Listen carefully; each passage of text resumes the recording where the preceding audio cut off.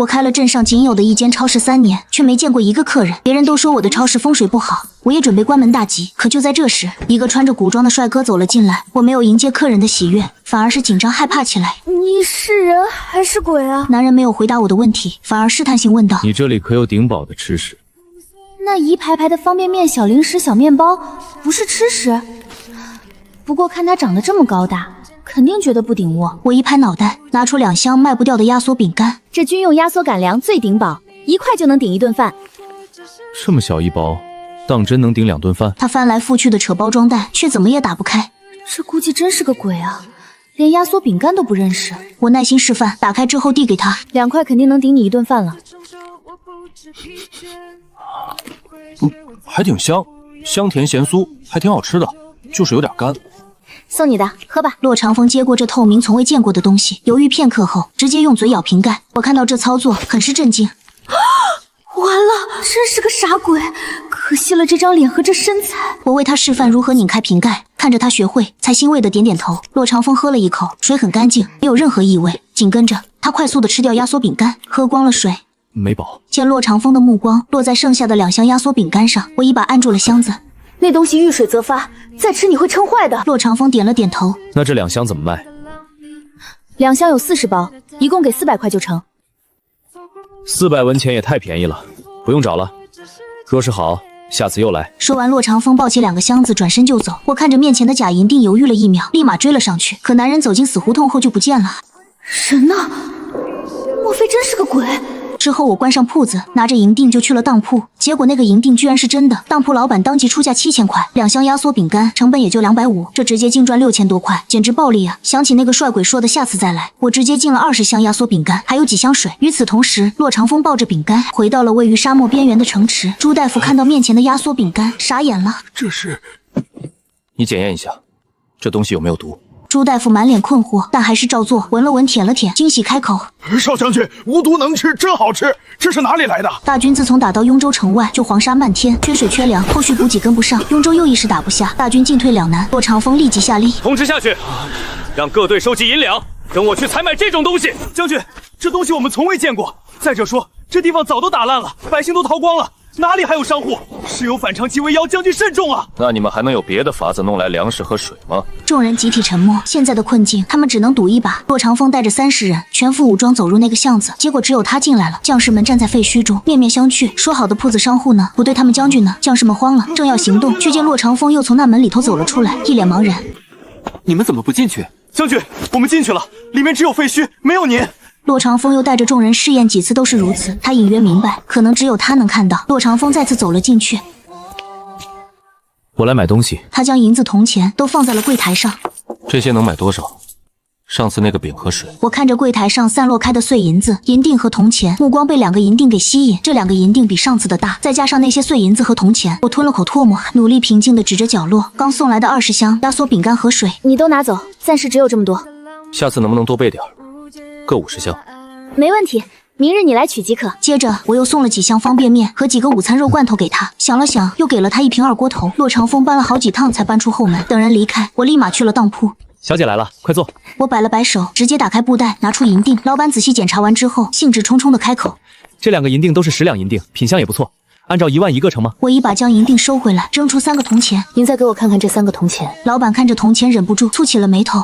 奇怪，这3枚铜钱的纹样我从未见过，偏偏这3枚铜钱表面光亮，瞧着又不像是假的。小姐，你这东西我看不准，你看这样行不行？这2个银锭我收了，这3枚铜钱我拍个照片拿给我老师看看，如果有消息我再给你回信。我点了点头，拿着2万块离开了当铺。回到家里，我开始算账进货，今天净赚人民币2万多，这还不算留下的碎银子和铜钱，暴利啊！明日我要多进一些压缩饼干。第2天一早，我刚起床收完货，骆长风就走了进来，看到门边一件件的压缩饼干和矿泉水时，他眸光定了定，看了我一眼。都备好了。这么多够吗？骆长风不着急给钱，而是逛了一圈。你这里的吃食中最顶饱的是哪种？就这个，方便携带又饱肚子。这可是军用干粮，士兵野外急行军都用这种的。那我想要5000箱压缩饼干和5000箱水。这个鬼可真敢吹，张嘴就是1万箱，这难道就是传说中的鬼话连篇？鬼也吃干粮？鬼不是吃香火的吗？骆长风似乎早预料到我不会相信，他举起一个布袋，这里是黄金100两，充作定金。若是能成，取货时我再给你黄金200两。我兴奋地伸手去接，两人的手不小心触碰在一起，那粗糙温暖的触感不是鬼，我忍不住开口，满脸震惊：你是人？你以为我不是人？我这后门是条死胡同，里面根本不能过人。骆长风看到了我眼里见鬼的神色，二人都沉默下来。我觉得我们得开诚布公地谈一谈。好，一番交谈过后，我震惊了。你说你是大梁的将军，攻打雍州未果，现在停留在雍州城外一个叫西麻镇的地方。你们1万将士补给断了，现在缺水少粮，然后你阴差阳错发现了这道门，进了我的铺子。现在你想通过我的铺子购买足够多的粮食和水给你的将士们用。骆长风见我问完了，他便开始了。你是说你们城镇的人都穿你这种衣裳？并且你们国家有14亿人？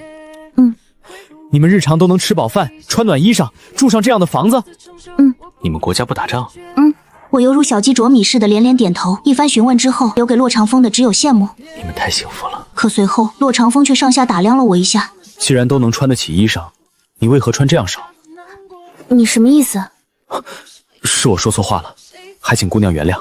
我见他诚心道歉，便决定原谅他。骆长风离开时带走了今天买的压缩饼干和矿泉水，另外留下50两银锭。我先把布袋子打开，里面是朴实无华的10锭黄金。我拿起2块金锭装在挎包里，前往当铺，想进5000箱压缩饼干和水，至少要80万。我没钱，只能先去卖金锭。顾延州看到我进来时，眼睛亮了一瞬。美女又来了，今天有什么好货？啊，这是我的导师，文物鉴定专业的博士生导师年老师。我拿出了一坨卫生纸放在茶几上，年教授小心翼翼打开了那坨卫生纸。当金黄锃亮的一块金锭出现在二人眼前时，二人还是震惊地瞪大了眼睛。这是金的，金锭这东西跟银锭可不一样，哪怕古代寻常人也不用金锭做交易，在市面上流通极少。这东西你也要卖？我点点头，我急需用钱。这个金锭给80万，行不行？80万？啊，我有2个。年教授和顾延州顿时绷不住了。我一离开当铺，就跟批发铺的老板打电话订货。第二天，骆长风准时到来，看到装满货的平板小拖车时，眼睛亮了一下。骆长风将一个羊皮袋子递给我，我打开袋子一看，20块金锭满满当当装了一袋子。尾款付清，你拉货吧。骆长风将一拖车货拉出后门，外面等着的将士们立刻麻溜的卸货装在马车上，再让骆长风将空车拉回去。骆长风有些兴奋，几千箱物资足够开打了，说不定能直接打下雍州。老板，你这里可有治疗外伤的药，还有清洗伤口用的烈酒。你是怕打仗受伤以后没有药物是吧？这个好办，你给银子，我给你去调货。暂时只有这些，若是不够，等下回我再拿过来。骆长风又递过来一个袋子，里面有20个10两银锭和10个10两金锭。我也干脆看过之后就答应了。行。喂，老板，我是超市的，要300斤双蒸酒，尽快送到超市。我直接从附近一个酿酒房的老板那里下单了酒精，不一会儿，300斤的双蒸酒就送到了我的小卖部，解决了酒精。我又直接外卖买了止血粉和气雾剂，以及伤口免缝和敷贴和各种消炎退烧的药。等都买完了，我大致看了一下，总共差不多6万，应该暂时够了。天黑的时候，骆长风再次踏进了我的小卖部，只是他身上有浓重的血腥气，铠甲上沾染了暗红色的血渍，脸上倒像是刻意擦干净过，头发却乱糟糟的。我心里咯噔了一下，这是开打了。这是我给你买的药，可能和你们用的药不太一样，这上面的字你认得吗？我就猜你不认得，你们的字我也不会写，我念给你听，你自己写了贴在上面带回去用，行不行？多谢。我直接拿出一大包贴签，简单的念出使用方法和对应的症状。骆长风则是写完一张就贴在一类型的塑料袋上，很快就贴完了。这里面是你要的烈酒，你要不要尝尝？不必，今晚还要攻城，严禁饮酒。那行，你都拿走吧。若是效果好，以后我还找你。没问题，你只需要照着上面的说明用，就一定有效。6万块的货，卖了8个金锭，按1个金锭80万，这也有800万，暴富啊！这简直是……明天我还来。拜。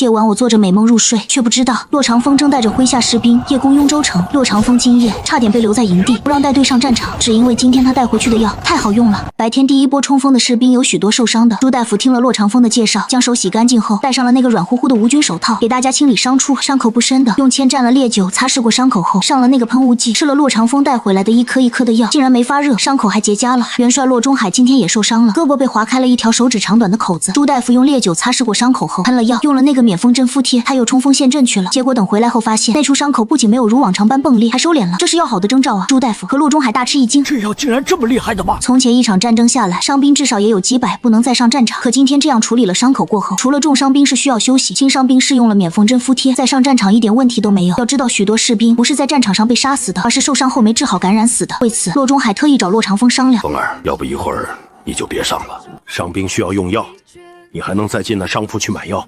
你若是出了事，再想买药可就没机会了。骆长风想了想，选择多穿一件牛皮甲。这样你放心了吧？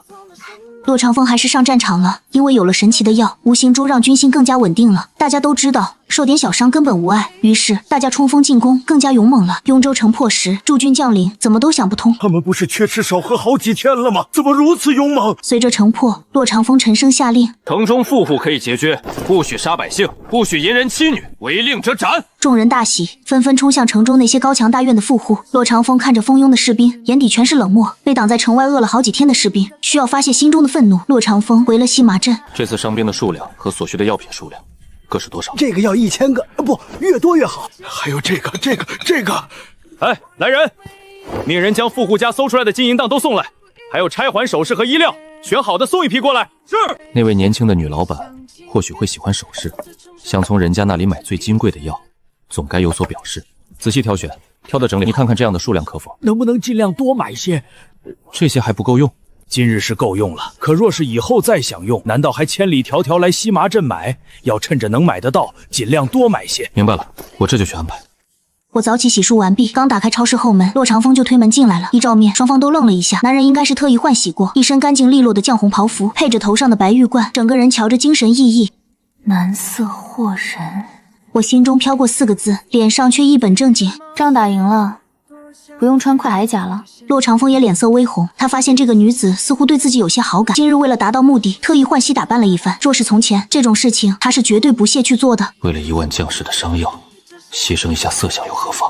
骆长风将自己劝好了，鼓足勇气将面前的匣子推过来。这是送你的。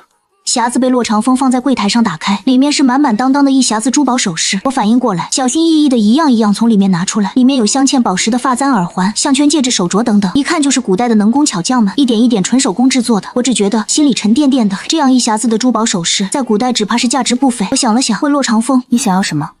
这些纯是送你的，我还准备了金银锭，想再从你这里买些药，不知可能行？没问题。骆长风从袖子里掏出一沓单子念给我听，我听完有些凌乱。你这分量搬空一个药店都不够，我不确定能给你买来这么多。我们这里有些药买是会惊动官差的，搞不好我会被抓进去。要不你等等，我先记个数，出去问问情况，再给你答复。好，那我晌午过来听消息。这个你之前送了我2箱，味道很是不错。这个怎么卖？我一看笑了，方便面调料包的味道可都是科技与狠活，古人哪能扛得住诱惑？你喜欢再送你2箱，你如果要买的话，5俩银子10箱。这是加量大包装的方便面，1箱24包，进货价也要将近60块了，5两银子的银锭等于6000块，只赚9倍的差价，很良心了。骆长风递过来一个10两银锭，我这里货不够20箱，晚点给你调货过来，你先拿2箱走。算送给你的。骆长风没客气，抱着2箱方便面要走，我又给了他2大包淀粉肠。你把外包装撕开以后，里面的肠放在泡面里一起吃，好吃。骆长风看着淀粉肠点头，目光落在了下面货架上的2锅头上。上次你送的烈酒，将士们说味道很不错，可那个酒朱大夫要留着给将士们清洗伤口用，不让喝。将士们打了胜仗，想喝酒庆贺一下，你可否再卖些酒水给我？行。又拿了方便面回来，这个是什么？老板娘说这是淀粉肠，扒皮后可以直接吃。好吃吗？不是，我先看看有没有毒。朱大夫说着，主动将方便面和淀粉肠接过去，拿着碗筷准备试毒。随着方便面香味的飘散，无数双眼睛看过来，嘴角流下不争气的泪水。好羡慕朱大夫可以试毒。目送骆长风离开，我站在原地呆愣几秒。20几年了，第一次有男人送自己黄金宝石的首饰，就冲这也要把这生意做圆满了。我直接去了一趟大药房，找到里面的老板傅大川，他和我的父母曾是好朋友。傅叔，我有点事情跟你请教。我就说，你这丫头如果没事肯定不往我身前凑。我有个朋友想买些药，因为量比较大，所以托我来问问你这种情况怎么办。多大的量？我摸出单子递过去，傅大川看清楚了面前的字以后，眼睛蓦地瞪大了。这么多？傅大川又一次认真看单子单子上都是一些常用药，主要也是用于消炎和外伤的。傅大川思前想后，终于点头。你上面这些药，我可以去给你进货，最快也要3天，你看行不行？行，那最快的一批什么时候能给我？我那边急要。我这就去给你看，看到底还有多少库存。现有的库存都在这里了，你先拿回去。剩下的3天以后，我给你送去你的小卖部。多谢傅叔。等3箱药搬到了小卖部，我又去了酿酒房，订2000斤烈酒，尽快送到超市。一切准备就绪后，我拉出躺椅来往门口一坐，守店生涯就开始了。没多久，骆长风进来了，带着1箱子金锭，都给你备好了，你看。先算钱，这些是300两黄金，抵这批药和酒的费用。没问题，数量刚好。以后别给我银子了，我只要金锭，而且要完整没磕碰，有印状的。没问题，都按你说的来。这次抄家得的白银数10万两，黄金数千两，够来这里买好多次东西了。这2000斤酒，一人1碗就没了，能否多要一些？你尝尝再说。我递了1根勺子给骆长风，骆长风拿起勺子喝了一口，被呛得直咳嗽。这样的酒，一人1碗还不够？够了够了，没想到这酒这么烈，若是喝太多，容易误事。说完，骆长风推着物资回大梁去了。骆长风推着物资回到大梁，跟手下士兵说：“你们先把物资运走，我还有事和老板娘商量，随后就来。”将士们早就听说那神秘的铺子里东家是个女子，顿时都起哄。怪不得将军今日打扮的玉树临风，原来是为了老板娘啊！将军若是忙，今晚不回来也是可以的。一帮兵痞子哈哈笑着提着酒桶跑了。骆长风摇头失笑，这才回头进了我的小卖部。骆长风将1袋子金锭交给了我，我打开看了看，又是30个金锭，2000多万呢！这些药还需要3天才能备齐，你那边来得及吧？骆长风心里突然有些怅然，他忍不住主动解释起来：“这些药并非现在就用，而是为以后准备。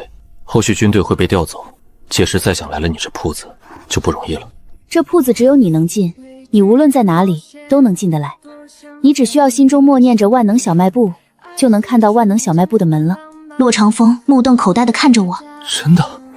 骆长风立刻就出去试了一试，真的能进来？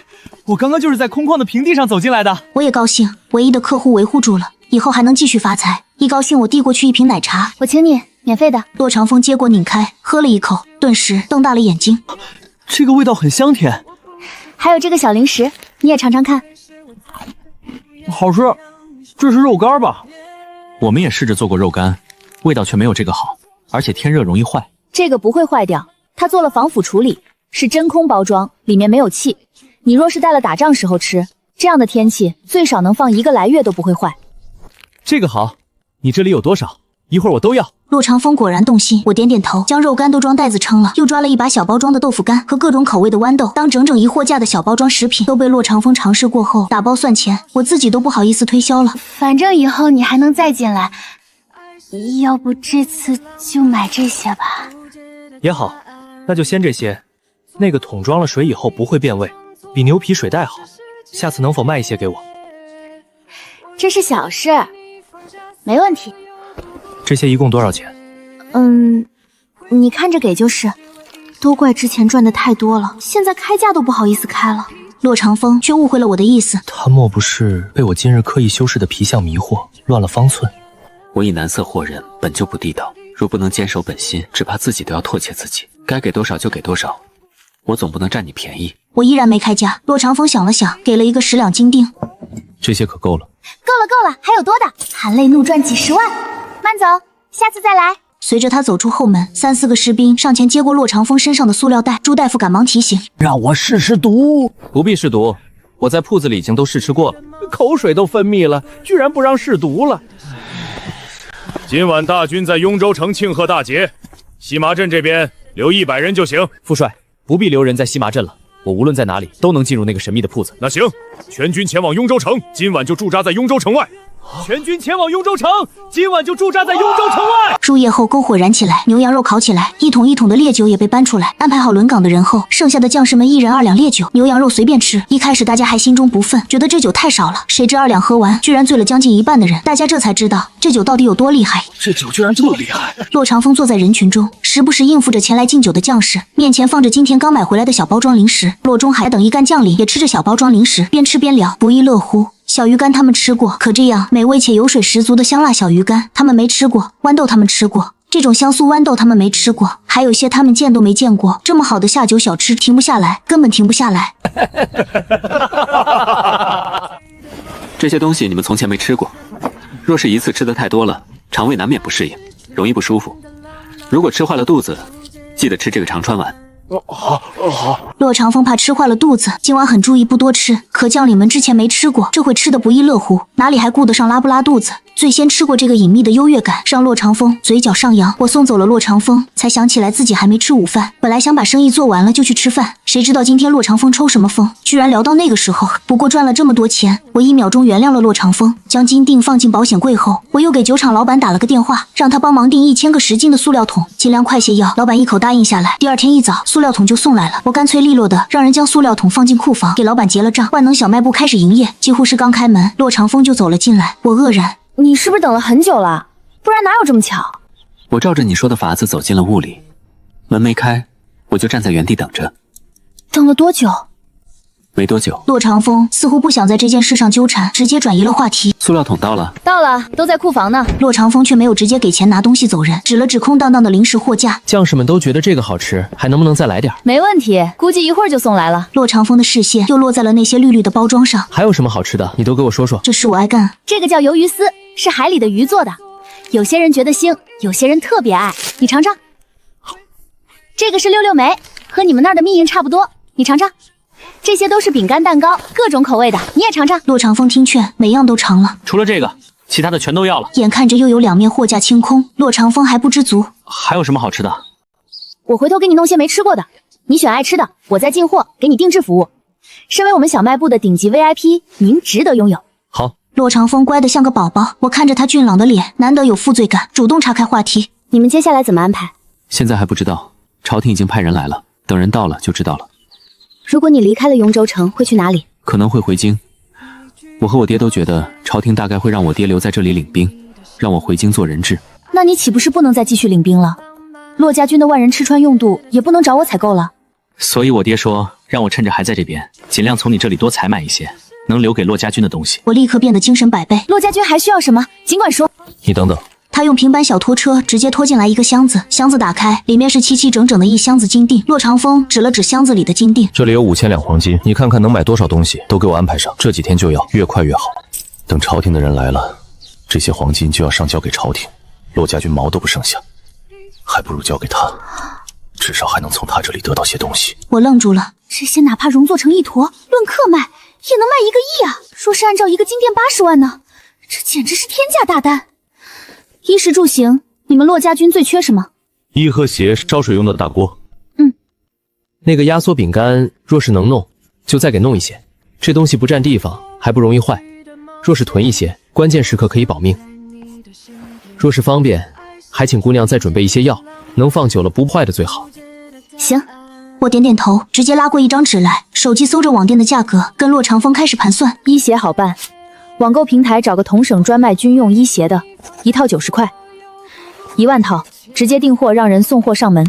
鞋20块一双，1万双让人送货上门，杂七杂八加起来至少要200来万。若是加上压缩饼干和药，那就要再加100来万。我的钱不够了，要用你给的金锭先去换钱，才能继续进货。时间紧迫，要不你先走，我去换钱上货。骆长风刚刚看我用笔写画画，嘴里念念叨叨，就觉得我特别厉害，忍不住都看呆了。骆长风忙起身，好，那我先告辞。骆长风拿了东西就要走，临出门时问：这些桶多少钱？不用了，你这些金子够这次订货的所有钱，还有多的。骆长风深深地看了一眼我，转身走了。这姑娘穿得怪异，心思却不坏，明明可以要更多钱，她却主动放弃了。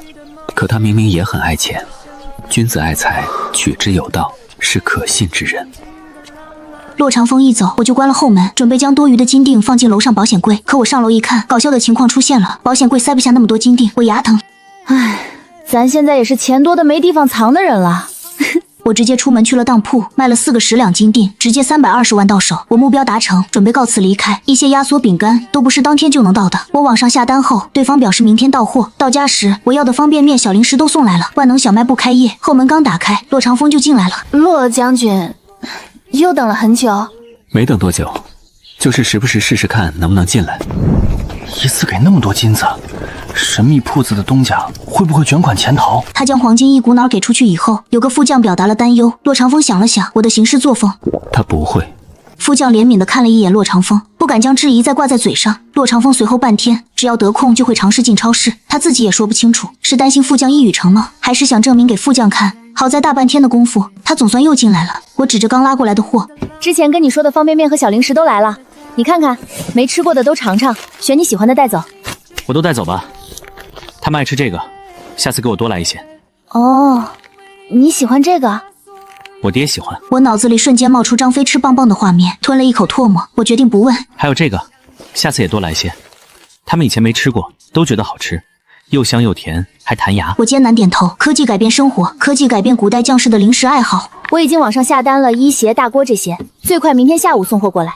你明天下午来拿第一批货就行。好，我明天准时来。骆长风答应着，人却不走。我看他左顾右盼的，就是不走，于是又跟他介绍起店里他没尝过的各种吃食。如果说各种饮料打开了骆长风的眼界，各种口味的冰淇淋则让骆长风眼睛都瞪大了。这是什么？冰淇淋放在这里居然不会融化？那是自然，这叫冰柜，专门用来冷藏食物。那饭菜呢？放这里头也不会坏？放几个月不成问题。给我来几个。骆将军，这冰柜需要配合有电才能使用。电这个东西你们那里没有？那怎么才能有电？小伙子，想发电是能做到，但是你现在想用不合适。为何？君子无罪，怀璧其罪。骆长风秒懂，如今自己父子两个率领的骆家军本来就被忌惮，如果再多出这种逆天的东西来，谁知道皇帝陛下怎么想？骆长风认认真真拱手行礼。姑娘考虑的周全，小子受教了。我也是为了自己。你若是出了事，我跟谁赚银子去？骆长风被我说的笑了起来。你说话总是这么率真吗？说我率真的，你是第一个。最终，骆长风用我提供的泡沫箱装了一箱冰淇淋走了。我要让士兵们感受一下盛夏吃冰的快活。这东西冰凉，吃多了容易拉肚子。没事儿，你那个药好使。唉，果然，骆家军的将领们吃到冰淇淋的瞬间，眼睛都瞪大了。啊！这遍地黄沙的雍州城，居然能吃上冰！而且还是这样好吃的冰。临近中午，我接到了第一个送货电话，是衣鞋和帽都到了，1万套衣鞋直接将库房都塞满了。万能小卖部再次开业，骆长风很快进来了，看到满满当当的2个拖车的衣帽，骆长风也吃惊。真的这么快？这个时代到底有多厉害？竟然1天时间就弄来了1万人穿的衣帽。你赶紧弄走，接下来还有锅碗瓢盆，还有鞋和压缩饼干，你可能还要再来2-3趟才能拿完。骆长风这才快手快脚忙活起来，好在他那边有许多将士可以卸货，效率倒是极高。等忙活完，天都快黑了，骆长风累出了一身汗，我也不想动了。见骆长风一副累坏了的样子，我突然想起了什么似的，要不我请你吃饭？骆长风有些惊喜，你这里还能吃饭？那有何难？包你吃饱。我直接热了2盒自热米饭、鱼香肉丝饭、牛肉笋尖饭、回锅肉饭、台式卤肉饭。我估摸着骆长风胃口大，直接弄了4份。骆长风眼睁睁看着我将冷水直接倒进盒子里，再将一个小包丢进去，把干巴巴冷冰冰的饭菜放在上面盖上。不多时，那里面就有热腾腾的蒸汽冒出来。再过一会儿，我掀开盒子，一份热腾腾、香喷喷的饭菜居然就好了。尝尝，刚热好的。我乐呵呵地将其中一份推过去，骆长风犹犹豫豫拿起了勺子尝了一口，下一秒，骆长风眼睛都瞪大了，他看一眼我，再也没忍住，埋头将一份饭吃了个干净。等他吃完了，抬头才发现我那份饭只吃了2-3口。我指了指另外2份，都是给你准备的。骆长风没客气，风卷残云一般将另外2份饭又吃干净了。吃完饭的2个人坐着小板凳聊天。这个为何放冷水进去就热了？你见过石灰倒进水里面的场景吗？懂了。可米饭为何热这么一会儿就熟了呢？它本来就是熟的，不过是之前脱水了，现在再加热，很快就热了。我看这个菜肴并不是干瘪的，为何这样装着？这样装着能放多久？这是真空包装，里头没有空气，还放了防腐剂。何谓防腐剂？骆长风的问题一个接着一个，我尽力回答着，回答不了就百度。等我回过神来，已经晚上9点多钟了。我看着骆长风，很晚了，要不你先回去，还需要什么明日再来。好，光顾着问了，都忘了时间，那我就先走了。嘴里说着要走，眼睛却四处看，显然还是不舍得走。看到重新放满了的货架，骆长风再次选择清空，连带着自热米饭一起，将所有的东西都打包带走了。这些东西多少钱？不必了，你之前给的太多了，足够了。若是不够了，你随时告诉我，我不能让你吃亏。我点点头，这互相信任的生意啊，简直是太让人高兴了。而且客户还这么帅，坐在一起说话都养眼的不行。到了第2天，一整个白天我都没有再见到骆长风的影子，直到夜晚，骆长风鬼鬼祟祟的摸了进来。他今天穿一身灰色短打衣裳。今天是个什么造型？我是悄悄从营地出来的，朝廷的钦差来了，我不能让他知道我的存在，所以穿成了这样。钦差今天到雍州城是来宣旨的。宣旨内容定了？定了，我明天一早就回京城。我爹驻守雍州城，果然和我猜的一样，回京做人质。日后就算能进你的铺子，也没法给骆家军送东西了。我怕骆家军日后遇险，我却不在身边。想问问姑娘，可有什么能帮得上骆家军的东西可以买？我仓促之下哪能想到庞的举目四顾，目光突然落在了墙角的人字梯上，好像有一种铝合金的消防楼梯，那东西能弄得很高，或许他们可以用作工程梯。等等我出去一趟，你过1个时辰再来。若是有，我连夜给你弄过来。我先是在地图上搜了附近的消防用品公司，然后照着人家留下的电话打了过去。不多时就找到了一家卖消防楼梯的店，我立刻驱车过去，买了消防楼梯，还买了攀爬用的钩子，套在脚上的攀爬利器，钓鱼佬用的头顶小伞等等东西。这个轻便又结实，工程师能用，攀爬用的，抓力强。这么长，为何还这么轻？这个爪钩设计巧妙，强度和硬度却如此之高。这个轻巧实用，能减少将士们暴晒淋雨，也能少生病。有了这些东西，副帅能找铁匠复制，以后批量用上也不难了。姑娘，我骆家军欠你一个天大的人情。不必客气，我们是互惠互利。日后但凡你有需要，我一定尽力而为。这些吃食你都带走，让将士们也尝尝。多谢姑娘慷慨。我也需要你帮个忙，我需要各种瓷器玉器，你那边方便弄吗？没问题，我从战利品中挑最好的给你。明天清早我来送，你开门等着。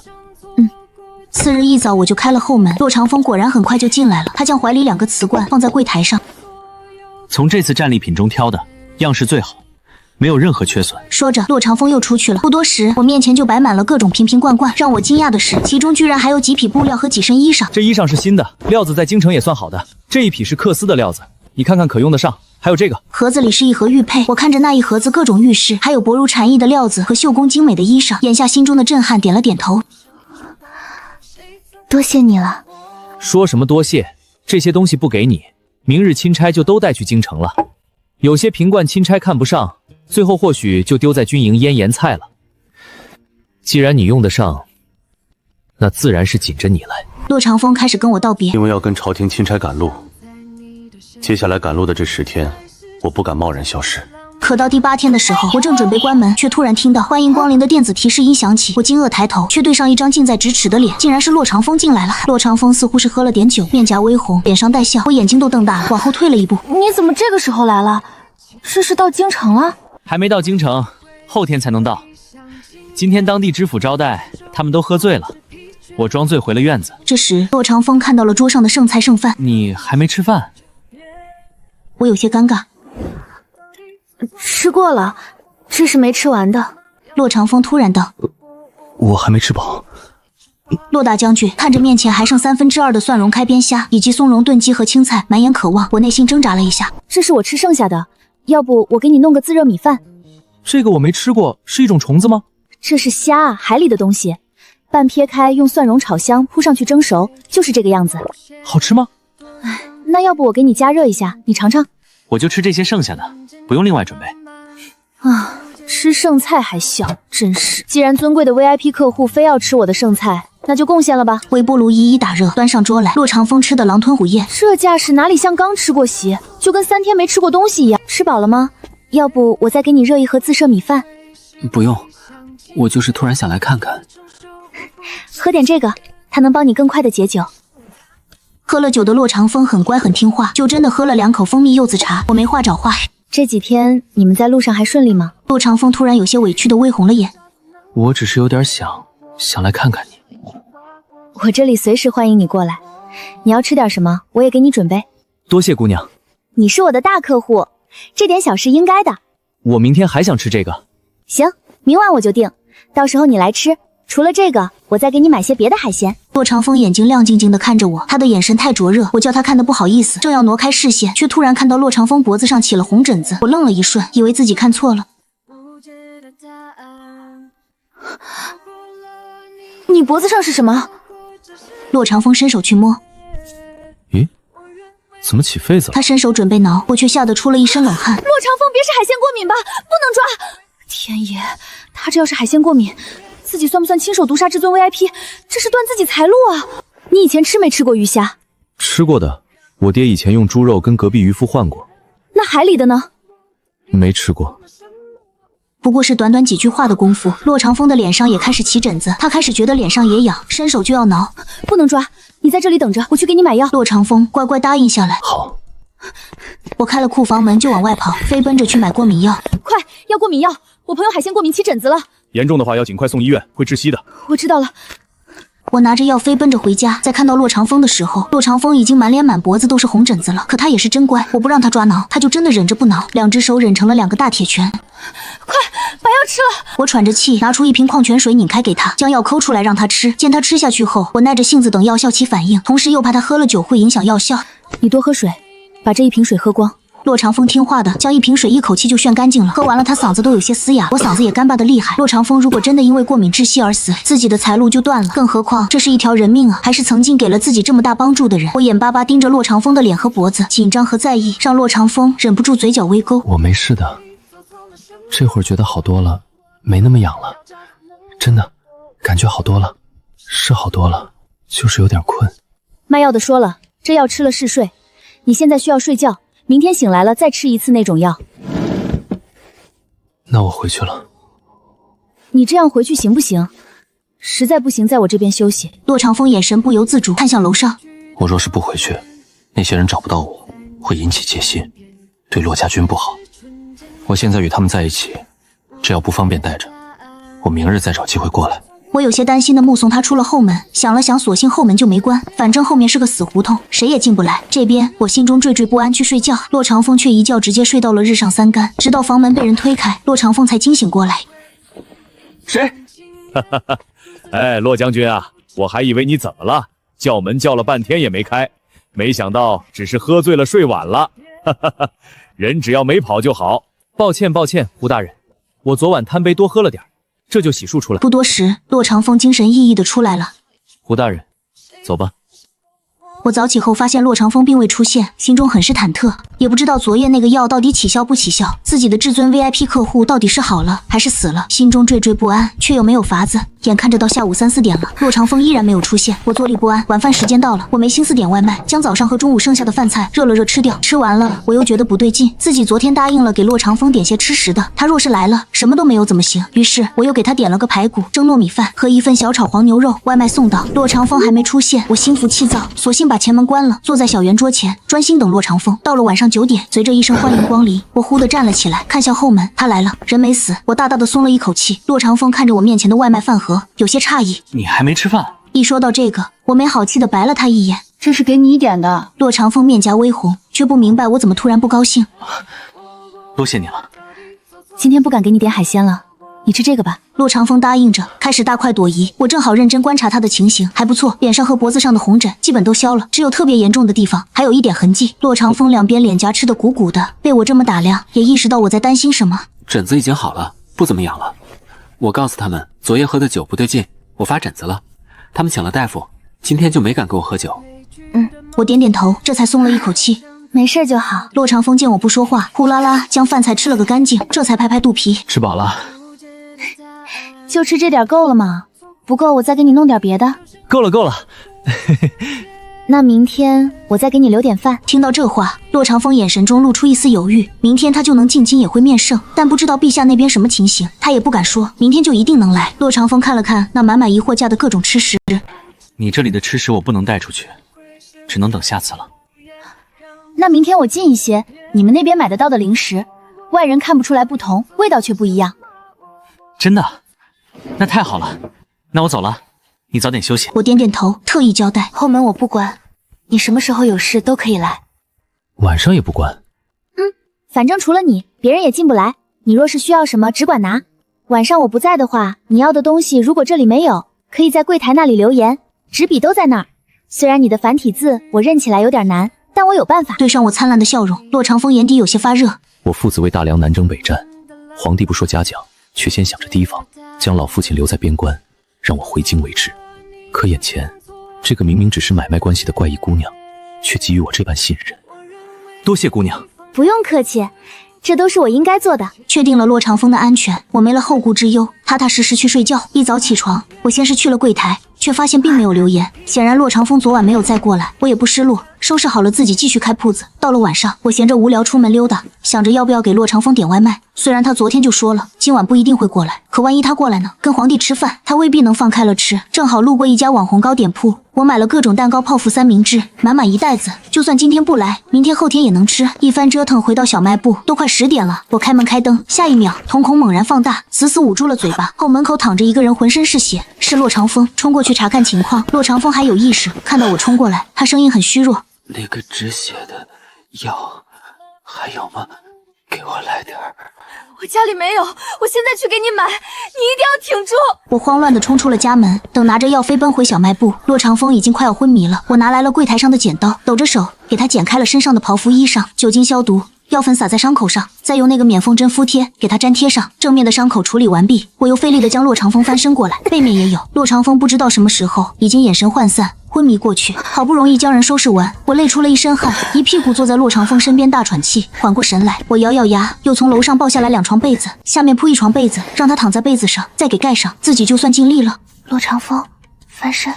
翻个身，洛长风迷迷糊糊睁了一下眼睛，配合我的推搡翻了个身，总算躺被子上了。我将另一床被子盖在他身上，又拿矿泉水和药给他吃，扶着他脑袋喂他吃下了消炎药。张嘴，吃了药就好了。忙活完，一切都快12点了。我转身又上楼去抱被子下来，我要在洛长风旁边打地铺。重伤的洛长风无论如何也需要人守夜，免得半夜死在这了。晦气是其次，主要是钱，这可是自己万能小卖部唯一的客户啊。上半夜洛长风还挺好，一动不动，堪称模范病号。下半夜洛长风就开始折腾，先是跟毛毛虫似的扭啊扭，后来就开始说胡话。一开始喊爹你快走，后来又喊娘你别走，咋的？爹娘有别，还一个让走一个不让走。我擦酒精监控温度，擦退烧药，忙得焦头烂额。好不容易天亮时，他的烧退下去了，我也累坏了。等我醒来，一睁开眼睛就对上一张近在咫尺的帅脸，我短促地喊了一声。等我意识到这是自己的金主爸爸洛长风时，赶忙又捂住了嘴，爬起身。你好些了。洛长风侧身躺着，身上盖着被子，他脸颊微红，也不知道是烧的还是肿的。姑娘，我身上的衣裳呢？我用剪刀剪坏了，扔那儿了。你剪的？不是我还能有谁？我总不能去外面找大夫给你吧？到时候我如何解释你的来历？我没有怪你的意思。那你是什么意思？洛长风咬咬牙，姑娘对我有救命之恩，我洛某无以为报，愿以身相许。我一咕噜站了起来。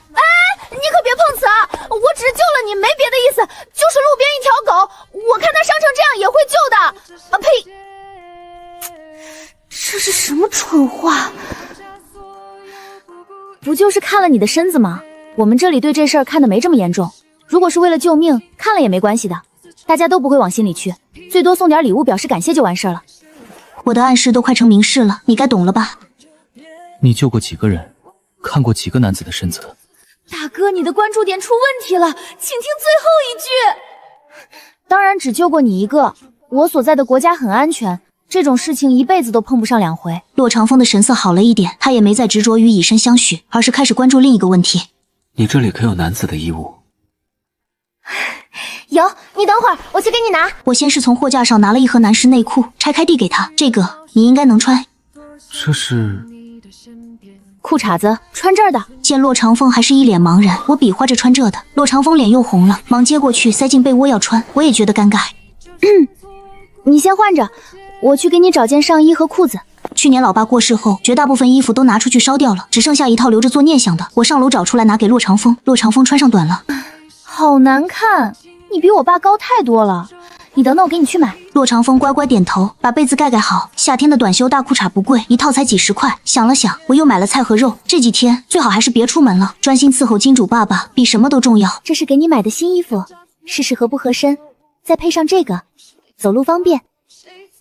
你在这里换衣服，我去厨房发饭。洛长风乖乖答应，目送我去厨房做饭。洛长风吃得多，我直接煮了一大锅饭，炒了个豆芽炒肉和猪血汤。端饭菜出来的时候，洛长风已经坐在桌子边了。我看了一眼他扣得整整齐齐的扣子，劝道：你身上还有伤，晚点还要换药，穿着裤子就行了，衣服可以不穿。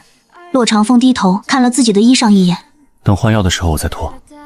好吧，你的身体你做主。我招呼他吃饭，看他泛白的唇色和缓慢进食的动作，我叹气：你这伤势至少还要养一段日子。你不是说进宫面圣吗？怎么伤成了这样？应该是二皇子的人干的。我惊讶地看着他，你怎么知道的？陆长风一边缓缓吃饭，一边缓缓分析：陛下不会想让我死，毕竟我死了，陛下会担心我爹造反，活着的我比死了更有用。太子也一样，天下终归是他的，乱起来没好处。只有二皇子大概最希望我爹造反。随着骆长风的解释，我对大梁朝的现状有了些许了解。那你打算怎么办？我得回去。现在？再晚点儿。可你现在还一身都是伤，没事吗？有了这一遭，想来陛下会叫人保护我的。我只好点头。骆长风却又想到了什么似的。陛下赏赐了我一对玉如意，还有黄金500两，过2天我都拿来给你。什么意思？你不是说要用钱或者用东西来表示感谢吗？骆长风说这话的时候眼角含笑，我罕见的尴尬了一瞬，原来他之前都听明白了呀。我嘿嘿笑着答应下来。好。皇帝陛下当时说了，这对玉如意可以拿来下聘，拿了我的玉如意，你可就是我的人了，不能再看别的男子的身子了。我对此一无所知，给他重新换好药后，骆长风却拒绝再用那个敷贴。这东西不能叫人看见。可你的伤口……没事，等我回去会有人给我处理和包扎的。好，你再吃一次，巩固一下。骆长风又乖乖答应了，我没好气的白他一眼，这次的乖巧都是装出来的，只有他愿意的情况下才会乖巧无比，他如果不愿意就会毫不犹豫的拒绝。骆长风的眼睛又看向了放零食的货架，现在他可都吃过了，知道哪种最好吃，想起那个味道就有些流口水。我看了一眼他目光的方向，毫不犹豫的拒绝。不行，这些你最近都不能吃，想都不要想，等你伤口愈合了你再来，要吃什么随便拿。我这伤，陛下定然会加派人手看着我，我可能好些天都不能再过来了。没事儿，我反正都在这里，我这个门随时开着，你能来的时候直接来就是了。骆长风又开始扮乖巧了，我无语，却没有点破他。这衣服穿过去不合适，可还有别的衣服。这个确实不合适，你在这里等我，我去给你买。我在地图上找到了一家 cos 服装店，我过去一看，确实有不少好看的衣裳，就是死贵，一套好几千块呢。他那一身伤口终究会被弄脏的，多浪费。最终我选了一套小丝的短打衣裳，花费180块。回到店里时已经快中午了，我让骆长风换衣服，自己去做饭。中午是西红柿炒牛肉末，方便骆长风用勺子拌着饭吃。吃饱喝足，骆长风告辞。那我先回去了。骆长风缓步走出巷子，看着昨夜鏖战的大街，尸体都已经被清理掉了，血渍也已经被清洗光。街道两边的铺子看着站在烈日下的男人，都觉得奇怪，他不怕热吗？结果下一秒，男人晕倒在了原地，鲜血缓缓沁出。接下来的几天，我照旧开铺子，却总忍不住盯着后门看。电子欢迎音再也没响过，库房里的压缩饼干、药品、零食堆得满满当当，都是我为他备的。可那个来拿货的人却没了踪影。我甚至试过对着后门默念万能小卖部，想看看能不能走到他的世界，可除了撞一鼻子灰，什么都没有。第7天的晚上，我正准备关门，那道熟悉的电子音终于响了。我猛地抬头，骆长风站在后门，他看着我，眉眼弯着，像从前那样。我来拿点消炎药，还有，想尝尝你做的饭。你还知道来？我还以为你死在外头了，我的金锭找谁要去？你要再不来，我都要去报官了。我就知道你个没良心的，肯定又去外面鬼混。嘴上骂着，脚却已经往厨房走。菜只有排骨，爱吃不吃。爱吃，你做的都爱吃。那天晕倒后，我便被送回了元帅府。皇帝震怒，派太医医治，还加派禁军保护我，实则是将我看得更紧了。二皇子暗杀不成，反说御赐是骆家军自导自演。那陛下信了？那天晚上我才知道了他的遭遇。我爹早有准备，我爹拿出二皇子手下暗杀的证据，陛下虽未治罪，却也升了提防，我的处境反而暂时安全了。陛下虽防着洛良军，却也知道大梁的边关离了我爹不行。陛下给了我一个闲散的王爷封号，不用上朝，不用入军营，看似清闲，实则是把我圈在了京城里。陛下给了你封号，以后还能领兵吗？能不能领兵无所谓，只要能来你这里就够了。从那以后，骆长风变成了我小卖部的夜间常客。他总在深夜偷偷溜出来，避开禁军的监视。有时是来拿药，有时是来吃我做的饭，有时只是坐在柜台前看着我数钱，听我讲现代的趣事。他会给我带大梁的东西，京城里的胭脂水粉，江南的丝绸，官窑的瓷器，还有他亲自去猎场打的野味。日子就这么过了半年，大梁的局势发生了变化。二皇子贼心不死，联合外敌，想趁陆中海在边关征战时，在京城发动攻变。骆长风得知消息后，连夜来到小卖部。我看着他一身戎装，脸色凝重，知道他要去评判。此去凶险，我怕我再也回不来。少废话，我这小卖部的顶级 VIP 可不能就这么没了。你给我活着回来，我还等着你的金锭。我给他拿了一套现代的防刺服，让他穿在戎装里面。这东西比你的铠甲管用，能挡刀挡剑。骆长风看着我，眼眶微红，俯身抱了抱我。等我回来。他走后，我每天都守在小卖部盯着后门。我第一次发现，钱在我眼里已经没那么重要了。我只希望他能平安。第10天的深夜，电子欢迎音再次响起。骆长风推开门，一身血污却眉眼带笑。我回来了。二皇子的宫变被骆长风轻松平定，他靠着我给的现代物资出其不意，打了二皇子一个措手不及。皇帝得知后又惊又喜，终于放下了对骆家的忌惮，下旨让骆长风重回军营，辅佐骆中海镇守边关。从那以后，万能小卖部成了大梁边关最特别的物资寨。骆长风的骆家军靠着现代的物资守得大梁边关固若金汤，外敌再也不敢来犯。骆长风成了大梁的战神，而我成了大梁人人敬仰的老板娘。